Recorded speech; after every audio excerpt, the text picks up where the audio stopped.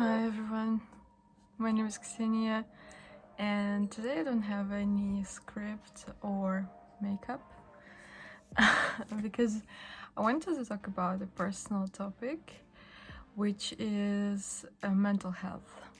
10th of October is the Mental Health Awareness Day, and I've been struggling with mental health issues for the last half of my life, for the last 14 years to be precise, and this is something I want to talk about today.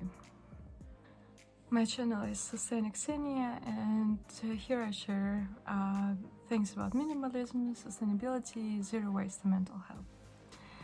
Well, I want to talk more about what happened to me overall and how I handle depression, PTSD, and eating disorder.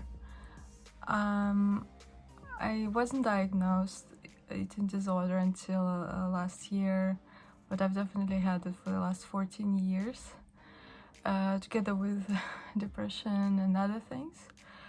I think I have a condition that makes me more susceptible to having low serotonin, but overall it's something I've had since I was a teenager, and I've been taking medication on and off, but what I didn't know is that you're actually supposed to take medication for a long time, like at least for a year or half a year to see the results. I would just take it for a couple of months, feel better, and then stop.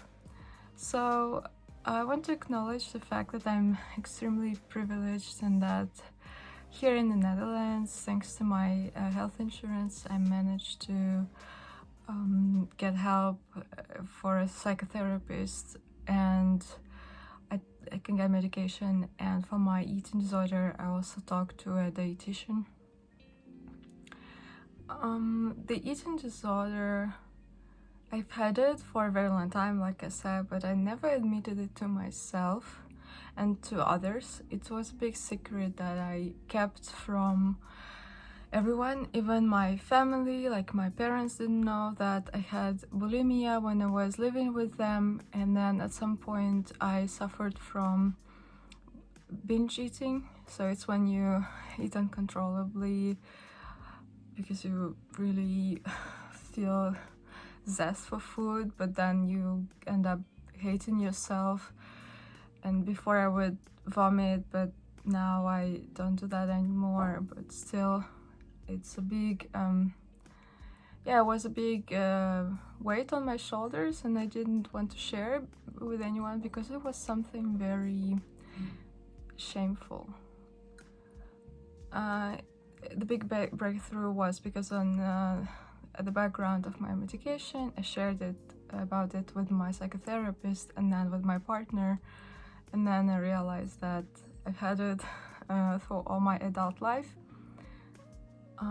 What started it is overall that I've just went through a hormonal change, because I also have like an ovaries, something with ovary. I had ovarian cysts, and because of this disease I gained some weight, and when I was 15, and it was very hard for me, and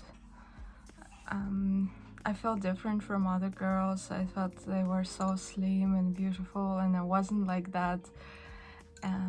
It was a major, it wasn't something I made up. It was a sudden change, plus 25 kilograms, but still, I think that maybe society treated me differently and didn't compare me to other kids, or if people even from close surroundings didn't make any kind of negative comments, or even positive, doesn't matter, just noticing that I gained weight, I think it would be much better for me mentally.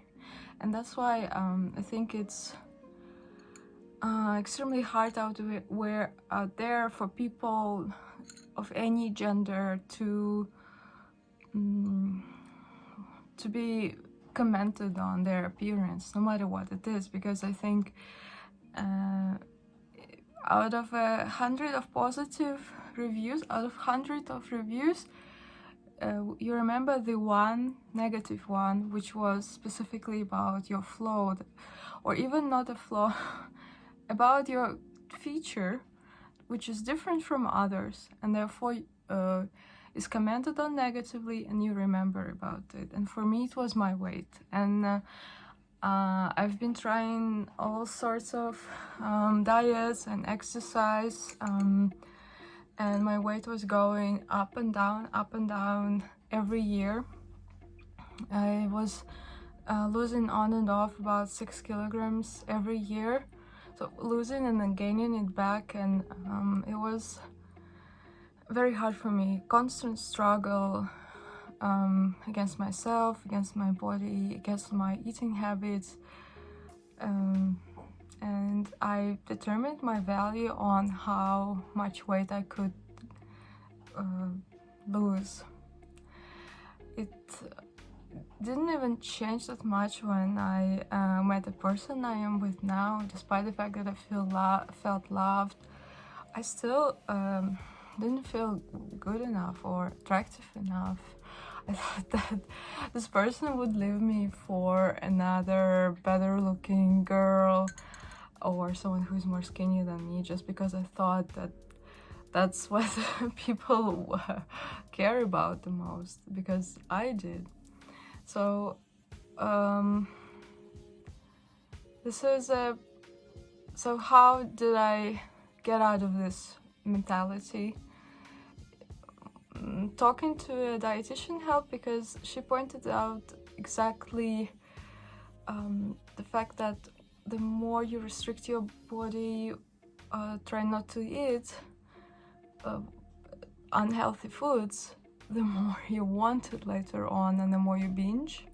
So she suggested that I don't binge and eat normally, just a little bit more instead of 1200 calories every day.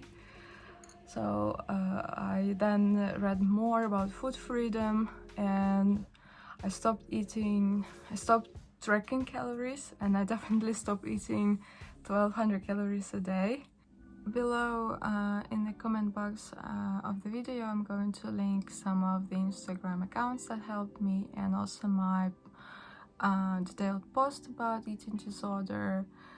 For the mental health day, I'm also posting suicide prevention lines around the world on Instagram, so be sure to check it out as well. And I'm going to share more information on eating disorder awareness down below in the video.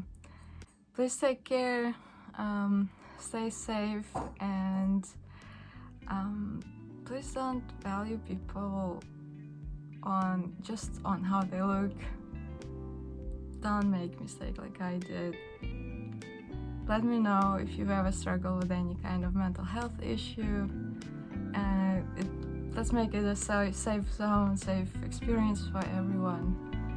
Thank you all, and like all vloggers and YouTubers are supposed to say, please like this video, subscribe, and hit the bell button.